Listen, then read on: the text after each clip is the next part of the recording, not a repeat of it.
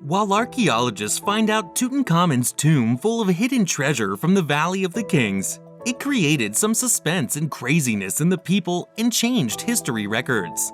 Hidden 26 feet beneath the mountain, it turned into the primary time that a person opened that treasure. All and sundry become surprised.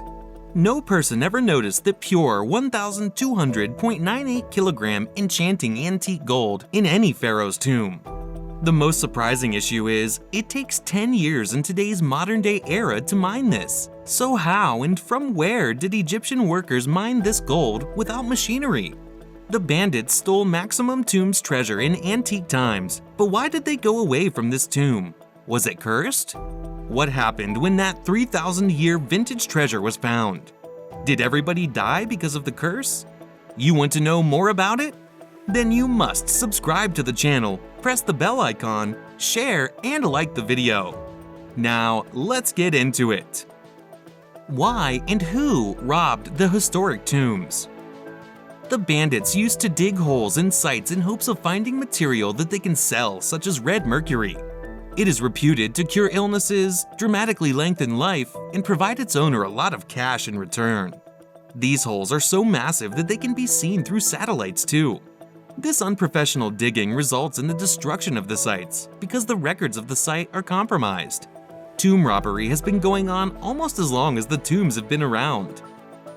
This is the Meyer Papyrus. That's one of all many Egyptian files referring to the investigation of tomb robberies. It dates from about 1118 BC. This was serious trouble for the Egyptian authorities. There has been a permanent bureaucracy that was supposed to guard the tombs, look at robberies, and punish violators. Crimes have been investigated with great severity, state these notes. As the suspects have been introduced to trial, the rack has been applied to their hands and feet to make them deliver an exact account of punishment equal to their crime. The penalty for convicted tomb robbers was most severe: death by impalement. Tutankhamun's tomb is the only tomb that is discovered untouched by the archaeologists because it's far 26 feet under the mountain, and it is all because of the hard work of Howard Carter, the person who had worked 31 years as an archaeologist in Egypt before finding Tutankhamun's tomb. While the door of the tomb became exposed, they noticed that the top left of the doorway had been broken by tomb robbers. Someone resealed it, which confirmed that it had not been emptied. Is the tomb cursed? Cursed be those that disturb the relaxation of Pharaoh. They that shall wreck the seal of this tomb shall meet death through a disorder which no medical doctor can diagnose. Inscription pronounced to have been carved on an Egyptian royal tomb. George Herbert, 5th Earl of Carnarvon, was the economic banker of the excavation and was present at the tomb's opening. He died on the 5th of April 1923 after a mosquito bite and died 4 months and 7 days after the opening of the tomb. George J. Gold was a visitor to the tomb who died at 16 in 1923 after he developed a fever.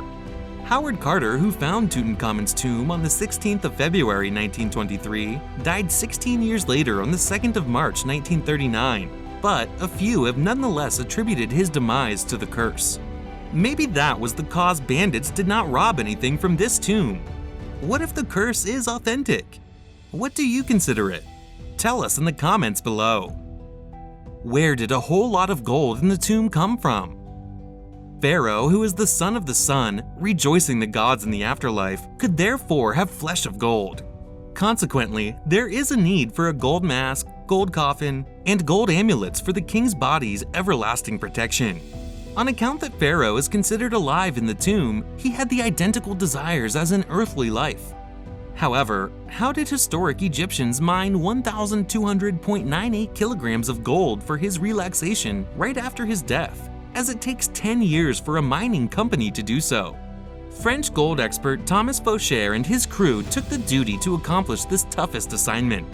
At first, Thomas searched the discovered tomb's gold under a microscope for many years.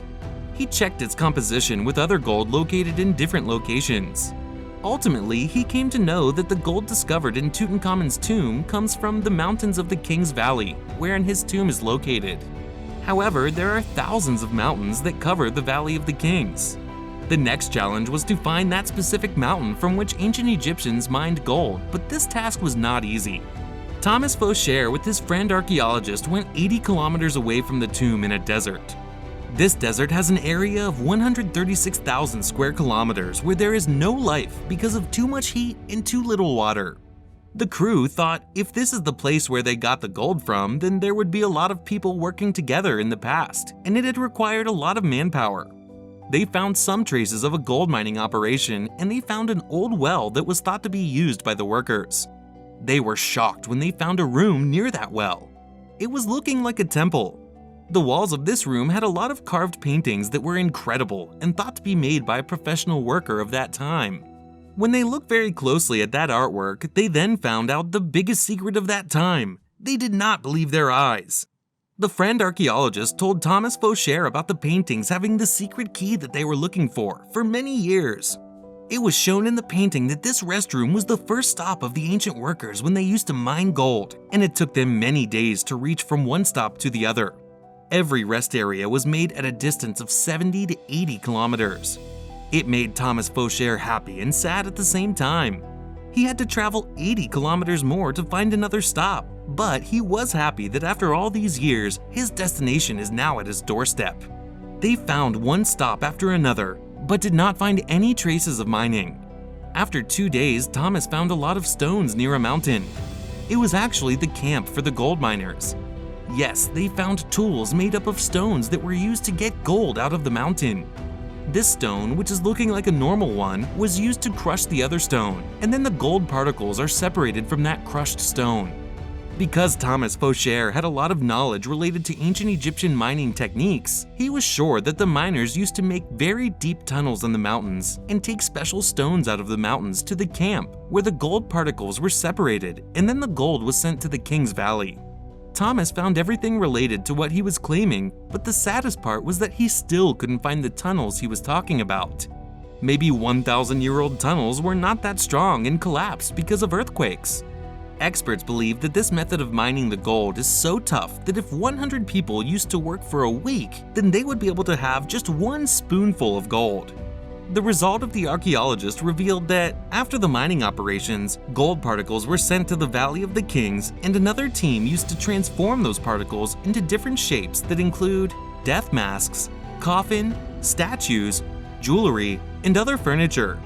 If thousands of workers used to mine gold at once, then it would take them years to collect the total amount of gold present in Tutankhamun's tomb, and many more years to get them in shape.